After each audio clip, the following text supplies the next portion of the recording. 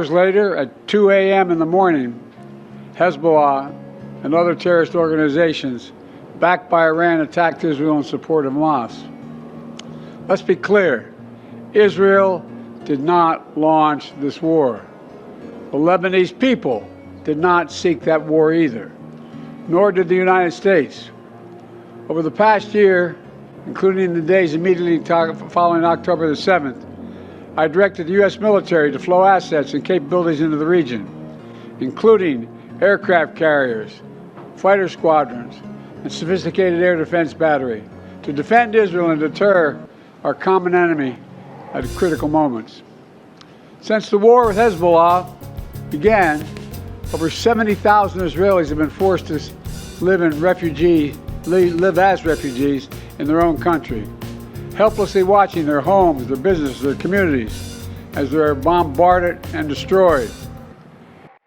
And over 300,000 Lebanese people have also been forced to live as refugees in their own country. In a war imposed on them by Hezbollah. All told, this has been the deadliest conflict between Israel and Hezbollah in decades. How many of Hezbollah's senior leaders are dead, including its longtime leader, Nasrallah? And Israel has destroyed Hezbollah's terrorist infrastructure in southern Lebanon as well, including miles of sophisticated tunnels, which were prepared for an October 7th style terrorist attack in northern Israel.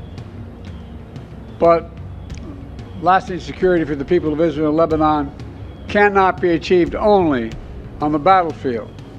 And that's why I directed my team to work with the governments of Israel and Lebanon to forge a ceasefire, to bring a conflict between Israel and Hezbollah to a close.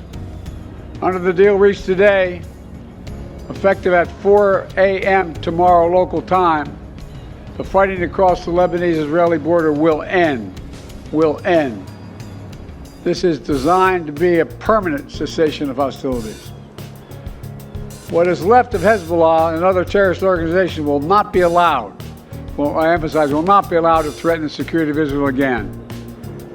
Over the next 60 days, the Lebanese army and state security forces will deploy and take control of their own territory once again. Hezbollah terrorist infrastructure in southern Lebanon will not be allowed to be rebuilt. And over the next 60 days, Israel will gradually withdraw its remaining forces. And civilians on both sides will soon be able to safely return to their communities and begin to rebuild their homes, their schools, their farms, their businesses, and their very lives. We're determined this conflict will not be just another cycle of violence. And so the United States, with the full support of France and our other allies, has pledged to work with Israel and Lebanon to ensure that this arrangement is fully implemented, the agreement totally implemented. You know, there will be no U.S. troops deployed in southern Lebanon. This is consistent with my commitment to the American people to not put U.S. troops in combat in this conflict. Instead, we, along with France and others, will provide the necessary assistance to make sure this deal is implemented fully and effectively. Let me be clear.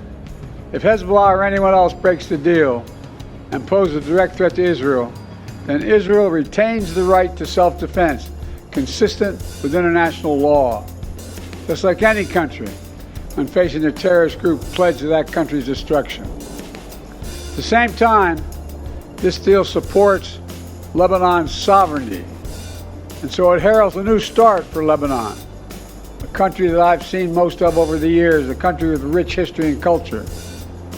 If fully implemented, this deal can put Lebanon on a path toward a future that's worthy of its significant past. And just as the Lebanese people deserve a future of security and prosperity, so do the people of Gaza. They too deserve an end to the fighting and displacement. The people of Gaza have been through hell. Their world's absolutely shattered. Far too many civilians in Gaza have suffered, far too much. And Hamas has refused for months and months to negotiate a good faith ceasefire and a hostage deal. And so now Hamas has a choice to make. Their only way out is to release the hostages, including American citizens, which they hold. In the process, bring an end to the fighting, which would make possible a surge of humanitarian relief. Over the coming days, the United States will make another push with Turkey, Egypt, Qatar, Israel, and others to achieve a ceasefire in Gaza. With the hostages released and the end of the war without Hamas in power, that becomes possible. As for the broader Middle East region, today's announcement brings us closer to realizing the affirmative agenda that I've been pushing forward during my entire presidency. A vision for the future of the Middle East where it's at peace and prosperous and integrated across borders.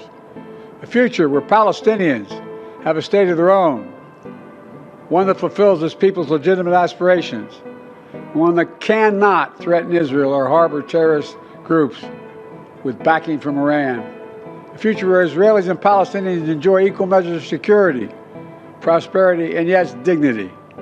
To that end, the United States remains prepared to conclude a set of historic deals with Saudi Arabia, to include a security pact and economic assurances, together with a credible pathway for establishing a Palestinian state and the full normalization of relations between Saudi Arabia and Israel, a desire they both have.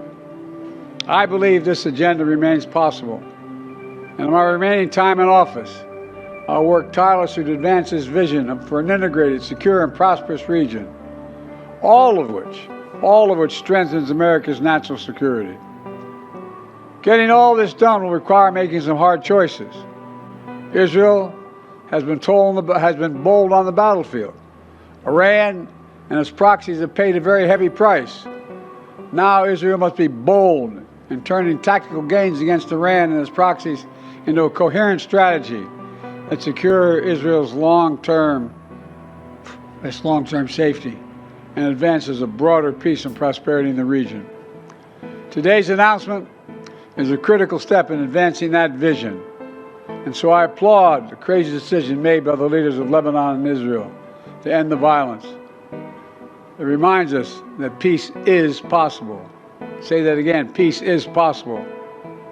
As long as that is the case, I will not for a single moment stop working to achieve it. God bless you all, and sorry to keep you waiting so long. May God protect our troops. Thank you.